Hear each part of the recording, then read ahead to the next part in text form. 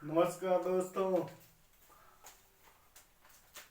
बुरे हालात हुए तो क्या हुआ, हम भी अपनी जीत पर खड़े हैं। सपने बड़े हुए तो क्या हुआ, हम भी सपनों के पीछे हाथ धो के पड़े।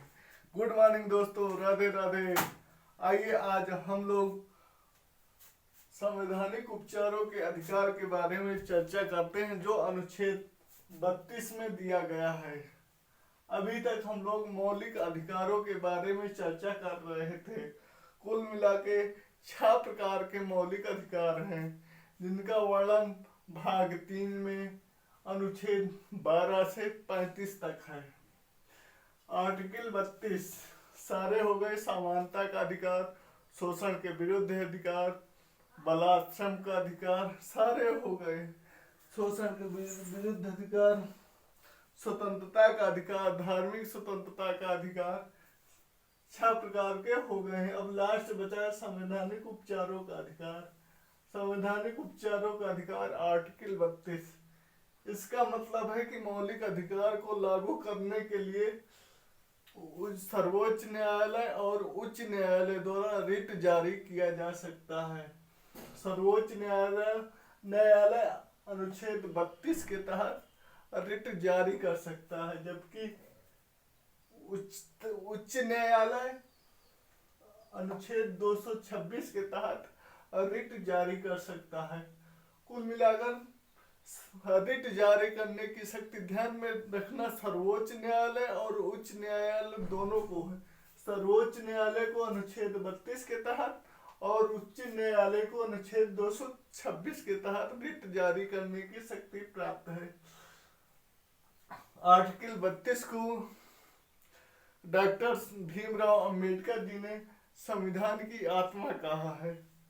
ठीक, ध्यान रखना, अंबेडकर जी ने इसको संविधान की आत्मा कहा है। सर्वोच्च न्यायालय और उच्च न्यायालय 5 प्रकार के रिट जारी कर सकता है। पहला है बंदी प्रत्यक्षीकरण। बंदी प्रत्यक्षीकरण उच्च न्यायालय और उच्चतम न्यायालय दोनों जारी करते हैं। बंदी प्रत्यक्षीकरण का मतलब होता है अवैध गिरफ्तारी। समझे, अवैध गिरफ्तारी। ठीक। परमादेश, परमादेश का मतलब होता है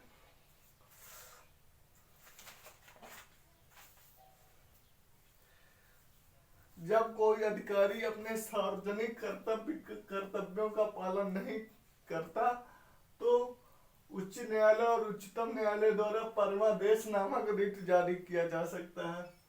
ठीक। प्रतिषेध लेख, इसका मतलब, प्रतिषेध का मतलब होता है मना करना। प्रतिषेध का मतलब होता है मना करना। सुप्रीम कोर्ट या हाई कोर्ट द्वारा प्रतिषेध लेख तब जारी किया जाता है जब कोई अधीनस्थ न्यायालय अपने अधिकारों का अतिक्रमण करता है। उत्प्रेषण, तो उसको मना। उत्प्रेषण का मतलब होता है जब कोई अधीनस्थ न्यायालय ऐसा निर्णय दे जिसमें उसका अधिकार क्षेत्र नहीं है, तो उसको निर्णय देने से मना करता है। अधिकार परीक्षा, अधिकार परीक्षा का मतलब होता है जब कोई व्यक्ति अपने पद पर गैर संवैधानिक ढंग से कार्य कर रहा है, तो उच्चतम न्यायालय और उच्च न्यायालय उससे पूछता है कि आप किस अधिकार से इस पे कार्य कर रहे हैं। ये 5 प्रकार की रिट हो गई जो उच्चतम न्यायालय और उच्च न्यायालय द्वारा जारी किया जाता है।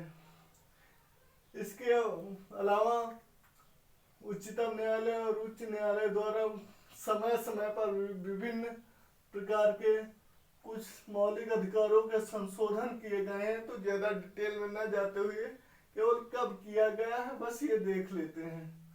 मौलिक अधिकारों का संशोधन कब किया गया, जैसे गोलकनाथ बनाम पंजाब राज 1967, 24वां संविधान संशोधन। ध्यान रखना, संपत्ति के अधिकार को सर्वप्रथम कम करने का प्रयास इसी संविधान से किया गया था। 24वां संविधान संशोधन 1971। इसके अलावा केशवानंद भारती बनाम केरल राज्य 1973। 42वां संविधान संशोधन 1976। मिनर्वा मिल्स एंड भारत बनाम संघ 1980। ठीक, अब आर्टिकल 33 में क्या कहा गया है? सरकार द्वारा सशस्त्र बल, इसका मतलब सेना, दूर संचार, गुप्तचर सेवा कानून से संबंधित व्यक्ति का मौलिक अधिकार कम कर सकता है। इसका मतलब इन सब लोगों के मौलिक अधिकार को सरकार कम कर सकती है, क्योंकि गुप्तचर वो बोले हमें स्वतंत्रता का अधिकार है, कहीं भी भारत की गुप्त जानकारी को वर्णन करने लगे, गोपनीय सूचना को लीक कर दे, तो उनके मौलिक अधिकारों का यहाँ पर सीमित किया गया है। इसके अलावा आर्टिकल 34 इसमें कहा गया है सैनिक शासन में मूल अधिकार को कम कर सकते हैं। सैनिक शासन में मूल अधिकार को कम कर सकते हैं, जहां पर सैन्य शासन लगता है जिस क्षेत्र में, वहां के लोगों का मूल अधिकार को हम कम कर सकते हैं। इसके अलावा आर्टिकल 35, इसमें मौलिक अधिकारों के संबंध में कानून संसद मौलिक अधिकारों के संबंध में कानून बना सकता है। ठीक, ये मौलिक अधिकारों के बारे में चर्चा हुई। मौलिक अधिकार अब समाप्त हो गए हैं। अब हम अगले टॉपिक पे चलते हैं। पूरा तो नहीं हो पाएगा, लेकिन कुछ बेसिक जानकारी ध्यान में रखते हैं। राज्य के नीति निर्देशक तत्व, राज्य के नीति निर्देशक तत्व अगली मुख्य हेडिंग है।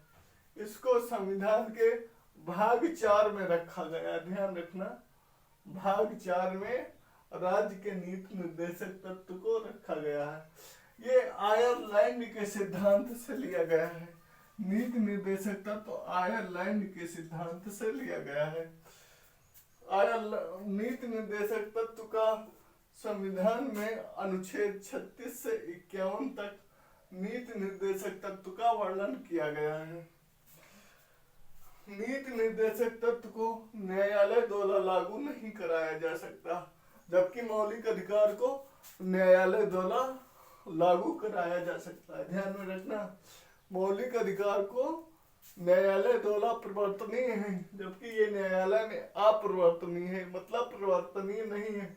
न्यायालय इसे लागू करने के लिए बाध्य नहीं कर सकता। इसके अलावा है एक केटी शाह जी ने कहा था कि राज्य के नीति निर्देशक तत्व एक ऐसा चेक है जो बैंक की सुविधा के अनुसार देय है। ठीक, यह एक ऐसा चेक है जो बैंक की सुविधा के अनुसार देय। तो हम राज्य के नीति निर्देशक तत्व के बारे में अब हम अगले वीडियो में चर्चा करेंगे, और अनुच्छेद 36 से 51 तक हम चर्चा करेंगे। अनुच्छेद 35 तक हो गया है, 36 से 51 तक हम कल के लेक्चर में चर्चा करेंगे। ठीक, धन्यवाद।